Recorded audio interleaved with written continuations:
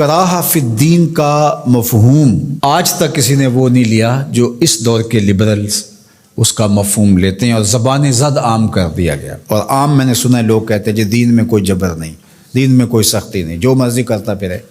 ریاست کی رٹ موجود ہے، دین کی رٹ موجود نہیں ہے، یہ کیا بات ہوئی؟ تو یہ بات ذہن میں رکھیں، فطری طور پہ اکراہ نہیں ہے، لا اکراہ فی الدین، کسی کو مجبور نہیں کیا جائے گا کہ تو اسلام قبول کر، کسی کی کن پٹی پہ پسٹل رکھ کے یہ نہیں کہا جائے گا کہ اسلام قبول کر ورنہ تمہیں مار دوں گا، یہ نہیں کیا جائے گا۔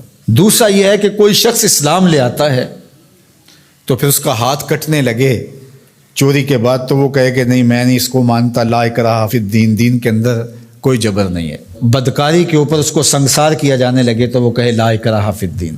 جب مال آئے گا تو زکوٰۃ اس کو دینا پڑے گی، اور اگر انکار کرتا ہے ریاست کی ذمہ داریوں میں شامل ہے کہ اس سے زکوٰۃ لے۔ حضرت ابو بکر رضی اللہ تعالیٰ عنہ نے فرمایا لو منعونی اقالا لقاتلتہم علی منعہ، فرمایا اگر ایک رسی کھجور کی جو نکیل کے طور پہ اونٹ کے ناک میں ڈالی جاتی ہے اگر اس کے دینے کا بھی انکار کرتے ہیں تو کہا ابو بکر آرام سے نہیں بیٹھے گا جب تک وہ رسی وصول نہیں کر لیتا۔ تو آپ کہیں گے دین میں جبر کوئی نہیں، تو رسول اللہ سے دین آپ نے سیکھا تھا یا ابو بکر صدیق نے سیکھا تھا؟ حضور کی صحبت میں بیٹھ کے دین کس نے سیکھا تھا؟ تو وہ تو یہ مفہوم سمجھے، آپ کی ریاست کی ریٹ ہے تو دین کی ریٹ کیوں نہیں ہے؟ تو چند اردو کی کتابیں پڑھ لینے سے یا لبرلز نے جو صغرے کبرے ملا کر کے خود ساختہ تشریحات دین کی اب کر رکھی ہیں اور وہ کچھ لوگوں کو بڑی اچھی چیزیں لگتی ہیں، تو وہ دین کا نیا یہ ایڈیشن، یہ اسلام نہیں ہے، اسلام دو نہیں ہے، اسلام ایک ہی ہے، وہ صدیوں سے وہی اسلام ہے جو محمد عربی لے کر تشریف لائے صلی اللہ علیہ وآلہ وسلم۔ تو ایک بات یہ ذہن میں رکھیے گا۔ اور دوسری بات جو اس ججمنٹ میں لکھی گئی فیصلے میں، وہ قرآن مجید کی تحریف کی گئی تھی اور وہ محرف نسخے تقسیم کیے گئے تھے، یہ سارا فیصلہ جس پہ ہوا ہے، اور 5,000 روپے کے اسٹامپ کے اوپر ہی ضمانت دے دی گئی۔ ساتھ یہ لکھا گیا کہ قرآن کی حفاظت تو اللہ نے اپنے ذمہ کرم پہ لی ہے۔ اچھا، وہ جو بونے لوگ ہیں نا، وہ کہتے ہیں لو تم بات کرتے ہو، انہوں نے 2 آیتیں لکھی ہیں، میں نے کہا دونوں لکھی اور دونوں کا مفہوم اپنی مرضی سے قرآن کی تعبیر سے ہٹ کے لکھا۔ آیت لکھی انا نحن نزلنا الذکر و انا لہ لحافظون، اس کو ضمانت دے دی جس نے جو ہے وہ قرآن مجید کا مفہوم بدل کے کتاب چھاپی۔ پہلے تو میں پوچھتا ہوں آپ سے کہ اگر پاکستان کے دستور کو کوئی اپنی مرضی سے چھاپ دے تو کیا آپ چھاپنے دو گے؟ آپ اجازت دو گے؟ کوئی بات نہیں، اپنی مرضی سے، اس کو آزادی اظہار کا اتنا حق تو ہونا چاہیے۔ چند لوگوں نے سر جوڑ کے جو قانون وضع کیا ہے اس کو اس ملک کا کوئی شہری اپنی مرضی سے تبدیل نہیں کر سکتا، اور اگر کرے گا تو قابل مواخذہ جرم ہوگا، تو رب کے قرآن کو کوئی اپنی مرضی سے کیسے تبدیل کر سکتا؟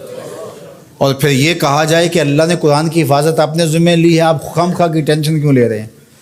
میاں اگر یہی بات ہے، اس کا انکار نہیں ہے کہ اللہ نے قرآن کی حفاظت اپنے ذمہ کرم پہ لی ہے، لیکن اس مفہوم کو نہیں لوگ سمجھ پائے کہ جو اللہ کی ذمہ داری ہوتی ہے اس کے ظاہری نظام کیا ہوتے ہیں۔ اللہ تعالیٰ نے قرآن مجید کی حفاظت اپنے ذمہ لی نا، لیکن جب لوگ مختلف قراتوں کی طرف جانے لگے تو سب سے پہلی فکر کس کو ہوئی؟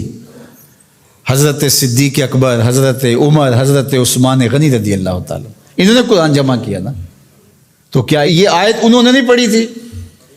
تو جب لوگوں نے آ کے کہا کہ معاملہ خراب ہوتا جا رہا ہے تو قرآن کو جمع کیا جائے تو یہ بھی آیت پڑھ دیتے، انا نحن نزلنا الذکر و انا لہ لحافظون، اور بات ختم ہو جاتی اور یہ اتنا کچھ نہ کرتے۔ لیکن وہ جانتے تھے اس نے حفاظت اپنے ذمہ کرم پہ لی ہے اور ڈیوٹیاں ہماری بھی لگائی۔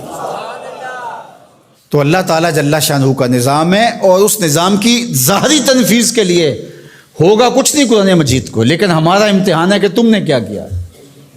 اور یہ آیت لکھ کر کے ایک اعلیٰ عدالت کے جج کے فہم اور دانش اور ان کی عقل اور ان کے دراک کو داد دینے کو جی چاہتا ہے۔ کتنے سادہ لوگ ہیں، اور قرآن مجید کی 2 آیات لکھی ہے، اس کا جو مفہوم تھا بالکل اس کے ہٹ کے استشہاد کیا۔ اور ختم نبوت کا مسئلہ کوئی عام مسئلہ نہیں ہے، اس لیے ہمارے ذمہ داران کو سوچنا چاہیے۔ اس وقت ملک میں جو سیاسی عدم استحکام ہے، معاشی بحرانوں میں ہم دبے ہوئے ہیں، تمہاری عدالتوں پہ پہلے کس کو اعتبار ہے؟ ذرا آ کے مخلوق میں بیٹھ کے ان کی باتیں تو سنو، تمہارے بارے میں یہ سوچتے کیا ہیں؟ اور تم اب مذہبی ایشوز کو چھیڑ رہے ہو، اور پھر شریعت کورٹ موجود ہے، یہ فیصلے ان کو دو تاکہ وہ صحیح طریقے کے ساتھ ان فیصلوں کو نپٹائیں۔ ہر چیز اپنے ذمے لے لینا اور پھر تماشا بن جانا جس طرف ملک کو لے جایا جا رہا ہے۔ کچھ لوگ تو یہ کہہ رہے ہیں کہ کچھ عالمی سازشوں کے ڈانڈے اس سے ملتے ہیں۔ میں سمجھتا ہوں کہ عالمی دسیسہ کاروں کو کچھ کرنے کی ضرورت ہی نہیں ہوتی ہے، ہماری حماقتیں ہی کافی ہیں ان چیزوں کو کرنے کے لیے۔ تو اللہ تعالیٰ جل شانہ حفاظت فرمائے اور اس وطن کی خیر فرمائے۔